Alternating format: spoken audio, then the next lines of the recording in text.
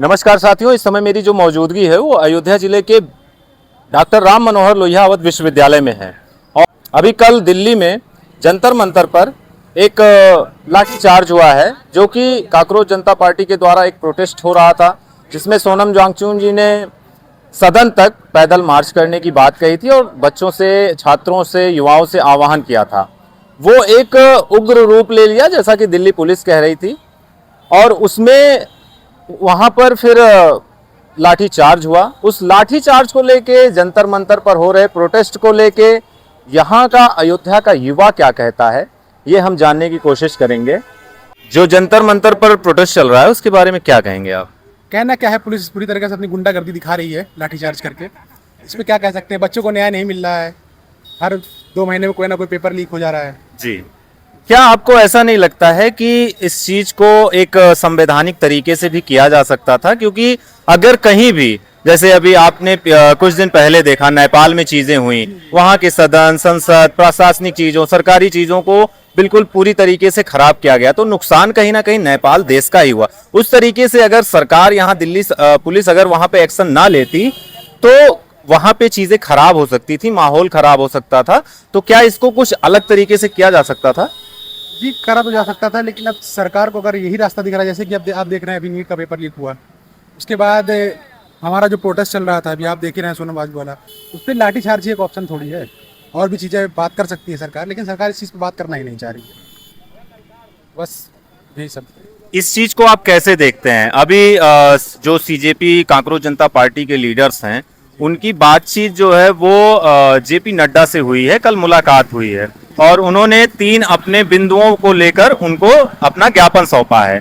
कैसे देखते हैं? क्या आपको लगता है कि जो धर्मेंद्र प्रधान हैं, शिक्षा मंत्री हैं केंद्र सरकार में, क्या वो इस्तीफा देंगे? भारत सरकार इस पे कुछ एक्शन लेगी? कैसे आप इसको देख रहे हैं? देखिए, इस पर मुझे लगता है कि ना ही धर्मेंद्र प्रधान को ये इस्तीफा देने वाले हैं और ना ही ऐसा कुछ होने वाला है। जैसे कि उनको इस्तीफा देना चाहिए, मेरे मानना तो यही है, क्योंकि या तो वो कोई एक्शन लें, अगर वो ऐसा नहीं कर पा रहे हैं तो अपनी जगह वो किसी और को बैठाए जो सही न्याय कर सके। जो नीट का एग्जाम हुआ, जिसको लेकर इतना प्रोटेस्ट चल रहा है पूरे देश में, अभी कुछ दिन पहले उसका रिजल्ट भी आया है और सरकार ये भी कह रही है कि हमने इसको बेहतर ढंग से करवाया है। सरकार का कहना तो ठीक है, लेकिन आप जैसे कि देखेंगे उसमें कुछ बच्चे जो पहले अच्छा मार्क्स लेके आए थे, उनका इस बार बेकार ही चला गया। कई बच्चे सुसाइड भी कर लिए हैं।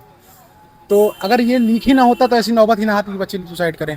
लीक होने की वजह से दिक्कतें भी बहुत हुई। बच्चे अपना जो 100% पहली बार में दे पाए थे, सेकंड टाइम में नहीं दे पाए, तो इससे बहुत दिक्कतें, सुसाइड हो गया। और बहुत बच्चे दोबारा रीनीट दे भी नहीं पाए, वो अगले साल के लिए चले गए। तो ये सब दिक्कतें हैं। देखो, कहीं ना कहीं ऐसा होता है कि जब एग्जाम डिले होते हैं या पेपर लीक होता है तो उसमें आपकी एज, फाउंडेशन, तमाम चीजें होती हैं, आपका समय सब कुछ जाता है। वही चीज़ है ना? जैसे कि अब फिलहाल तो नीट में लिमिट है, लेकिन अब जैसे कि आप पेपर लीक हो गया तो जो बच्चा पहली बार पेपर दिया था वो तो अपना पूरा 100% दे के दिया। बिल्कुल। सेकंड टाइम जब उसका पेपर लीक हो गया, रिजल्ट आया, रिजल्ट के बाद भी सरकार ने अनाउंस कर दिया कि रीनीट होगा, तो उसमें जो बच्चा सेकंड टाइम में देगा तो फिर वो उतनी लगन से नहीं दे पाएगा पेपर, क्योंकि पहली बार उसने बहुत मेहनत की। अब एक ही बार लीक हो रहा हो सकता है, अगली बार भी ऐसा कुछ हो जाए। तो इसी वजह से इसको रोकना चाहिए, लीक वगैरह। अगर सरकार इस पर कुछ कर सकती है, लेकिन सरकार को तो लाठीचार्ज ही करना है। तो फिर सरकार से अगर कोई एक मांग आप करना चाहें तो वो एक मांग क्या करना चाहेंगे? सरकार से मांग यही होगी कि अपने हिसाब से चीज़ें सही करें। जैसे कि क्या है, पेपर लीक हो जाता है, उसमें लाखों बच्चे बैठ के 30 लाख 35 लाख बच्चे दे रहे हैं, तो उनकी उम्मीदें जुड़ी हैं। अभी पेपर तैयारी करके पेपर दे रहे हैं, उसके बाद पेपर लीक हो जा रहा है, तो उसमें कई बच्चे फिर अपना 100% दे के भी नहीं दे पा रहे हैं। क्योंकि अब सरकार से यही है कि अब इन चीज़ों पर रोक लगा के पेपर लीक ना हो तो ज़्यादा बेहतर है। क्या इस पेपर लीक का और जो भी और मुद्दे हैं उसका क्या आने वाले उत्तर प्रदेश के विधानसभा चुनाव में भी कुछ असर पड़ेगा? जी जी, जाहिर सी बात है, जो यूथ है आजकल की, वो अगर ये सब चीज़ें देखेगी तो इस सरकार को सपोर्ट नहीं करेंगे ना। क्योंकि ये लीक आज से नहीं है, काफ़ी समय से आप देख रहे होंगे पेपर लीक होना, हर मतलब काफ़ी पेपर लीक होना, नीट हो गया या हर पेपर लीक हो रहा है, तो यूथ का उस पर अच्छा खासा असर पड़ेगा ही। सरकार पर, इस विधानसभा पर भी फर्क पड़ेगा।